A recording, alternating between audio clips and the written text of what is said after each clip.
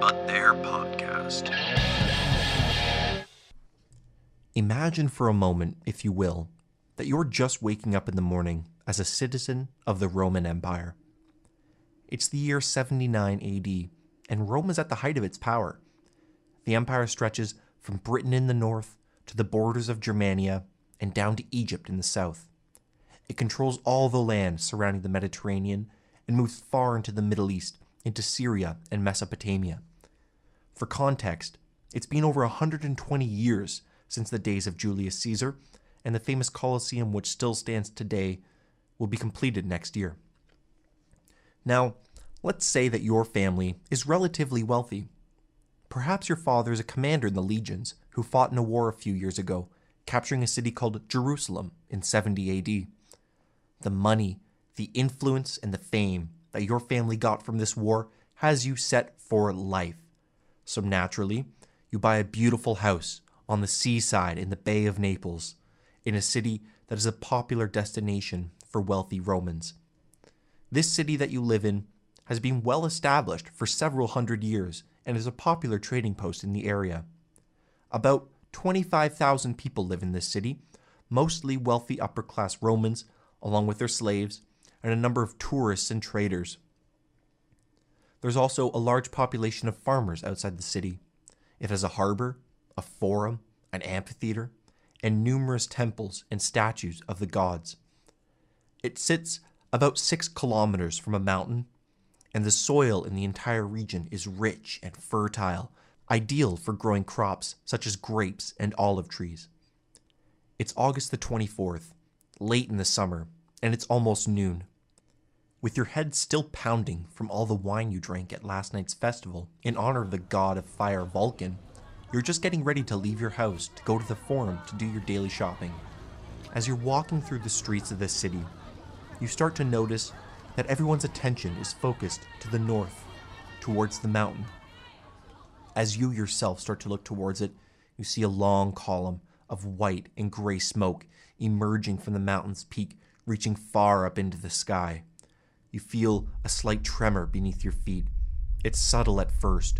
It feels as though a stampede of horses is shaking the ground beneath you. Then, the tremors start to come more often, every few minutes now. They're slowly starting to grow, more violent in their intensity, as it feels that the earth itself is coming alive and moving beneath your feet. This was the experience for tens of thousands of Romans on that day in 79 AD. The mountain that this city was built in the shadow of certainly was not a mountain. It was an active volcano, ready to blow its top. It has a name, a famous name, Mount Vesuvius. And your city is called Pompeii. For a person who is inside the city of Pompeii, or its neighboring city Herculaneum, there could not have been a more terrifying and bewildering experience than seeing your world fall apart from a force of nature. For the average person inside Pompeii, the experience must have been truly unimaginable. They could only have attributed it to the wrath of the gods. With the festival in honor of the god Vulcan last night, the god of fire and the god of forgery, they would have attributed this volcanic eruption to his fiery rage. They had no knowledge of what a volcano was, because the word volcano did not exist in the Roman language until after the eruption of Mount Vesuvius. It had erupted some 1800 years prior, far too long for any memory of the event to be carried down to this time. So, we have our modern word from volcano, from the Roman word Vulcan, from this event. Let's get back to our story inside the city. It's around 1 o'clock, and ash is beginning to fall in the city like snow. It starts off slowly at first, but as time goes on, it begins to fall at a rate of around 15 centimeters per hour. The smoke rising from the mountain is rising miles and miles into the sky, creating a thick cover over the city. Now, if you're still inside this city, what are you going to do? Do you run for cover, stay inside of a house, hopefully ride out whatever is happening? Or do you run to the harbor, try to get a boat, sail away from the city? Do you take a horse? There are accounts of all this happening from sources who are contemporary to the event. Like any rational person faced with an imminent volcanic eruption, your instinct is to get as far away from this as possible. Now, at this point, we need to zoom out from inside the city and travel across the Bay of Naples to a city called Mycenium. Here begins the story of Pliny the Younger. He is the best first-person account from this event. We know of what happened at Pompeii because Pliny the Younger was there and wrote about it and wrote letters to his friend, the great Roman historian and senator Tacitus, whose works are still read and studied today, almost 2,000 years later. At the time of the eruption, Pliny the Younger was living with his uncle, Pliny the Elder, who was the commander in charge of the Roman fleet in the Bay of Naples. We have his own words of what happened on that day in 79 AD. This is from Pliny the Younger. Quote, "In the early afternoon, my mother drew his attention to a cloud of unusual size and appearance. It was not clear at that distance from which mountain the cloud was coming from. Its general appearance can be best expressed as being like an umbrella pine, for it rose to a great height on a sort of trunk and then split off into branches. In places it looked white, elsewhere blotched and dirty, according to the amount of soil and ashes it carried with it." End quote. So Pliny the Elder and Younger decide that they should take out the Roman fleet, sail across the Bay of Naples to investigate this natural phenomenon more closely and possibly rescue any Romans. The Roman rescue fleet left Mycenium in the early afternoon, right around where we left off our story from inside the city. A few hours have passed now, and it's now around 5 o'clock in the evening. Ash has been falling on the city for a few hours, and it's close to knee height by now. The roof tiles of Roman houses have begun collapsing under the weight of the ash. Small stones the size of golf balls have begun falling on the city as well, almost certainly lethal to anyone who was struck by one. By now, the ash and smoke would have covered the entire sky over most of the region. In Pompeii, the city was almost certainly in a state of complete darkness, the only source of light being the fires on the mountainside of Vesuvius. People in the city were still frantically trying to escape at the harbors, likely forcing and fighting their way into a boat, or even just swimming away.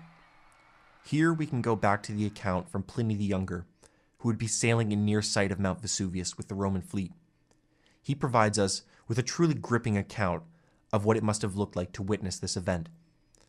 As they're sailing towards the cities of Herculaneum and Pompeii, this is what they are seeing.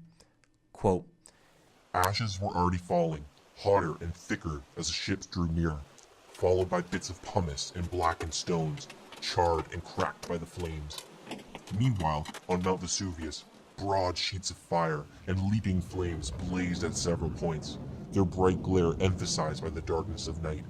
My uncle tried to allay the fears of his companions by declaring that these were nothing but bonfires left by the peasants in their terror, or else the empty houses on fire in the districts they had abandoned." End quote. So the Roman fleet is sitting in the water in sight of the city of Pompeii, and the city is burning.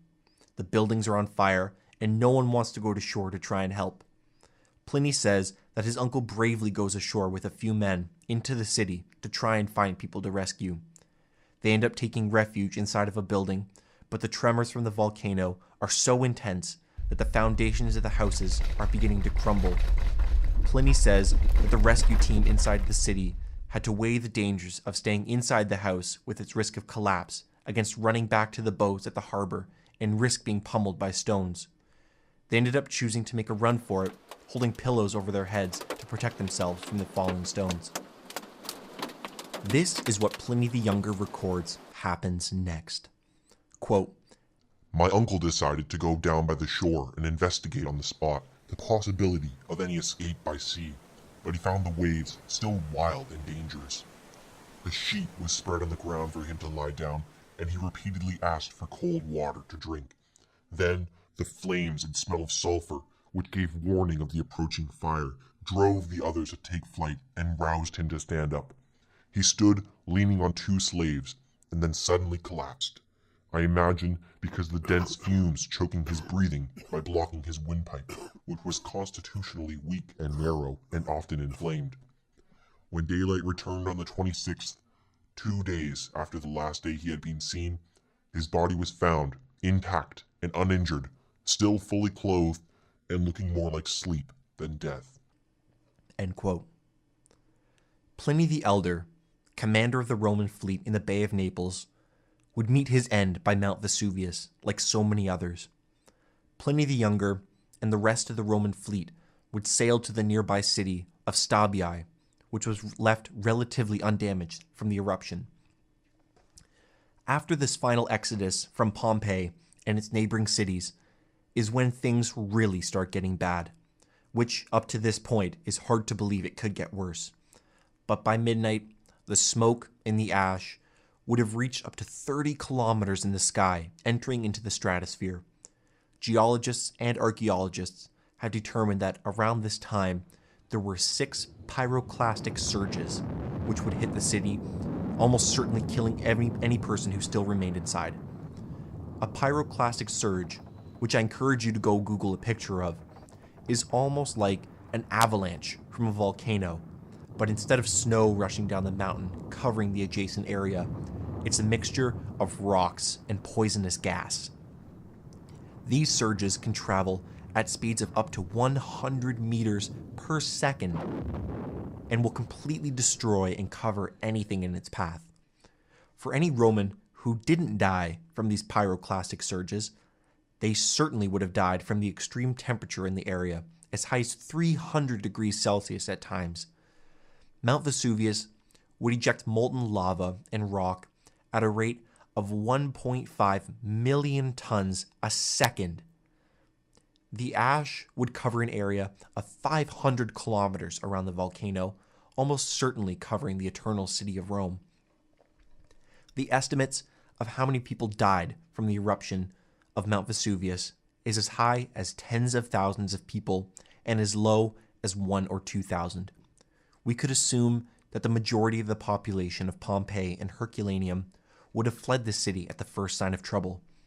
The cities of Pompeii and Herculaneum were both totally destroyed and covered in 6 meters of ash, rock, and pumice. Sources say that within a year, there was no indication that a city had ever stood at Pompeii. The Emperor Titus would visit the city a year after to commemorate the loss and to make a sacrifice to the gods. The city of Pompeii was technically rediscovered in 1748 and has become one of the most unique tourist destinations for people interested in ancient Rome. Because the city was so quickly buried in ash and rock, there are large parts of the city that are still perfectly preserved.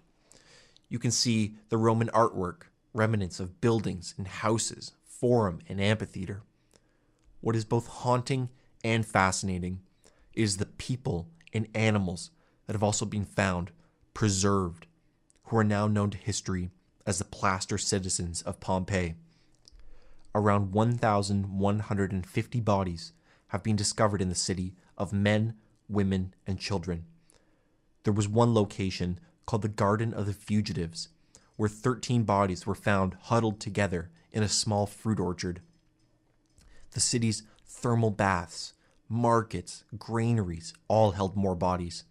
You can actually go see the plaster citizens of Pompeii at the National Museum in Naples. The aftermath of an event like this would have stunned everyone living in the Roman Empire. Imagine if you yourself were there. How would you handle waking up one morning in your city or town and less than 24 hours later, everything you knew had been completely destroyed? You might have lost family and friends under these horrible circumstances. How do you recover from an event like that? How do you rationalize what has just happened to you? Pliny the Younger ends his letter to Tacitus describing the scene inside the nearby city of Stabii, which would have been the primary destination of the refugees from Pompeii and Herculaneum to travel to. Remember, this is just hours after the huge eruptions that finally destroyed the cities. The sky would still be black, and the air would still smell of fire and sulfur. Ash would still be falling on the city, and would continue to do so for days. These are the last words in Pliny the Younger's letter to Tacitus. Quote, You could hear the shrieks of women, the wailing of infants, and the shouting of men. Some were calling their parents, others their children or their wives, trying to recognize them by their voices. People bewailed their own fate or that of their relatives, and there were some who prayed for death in their terror of dying. Many besought the aid of the gods, but still more imagined that there were no gods left, and that the universe was plunged into eternal darkness forevermore. I can tell you this. On August the 24th, inside the city of Pompeii as a Roman citizen, I would rather be any place but there.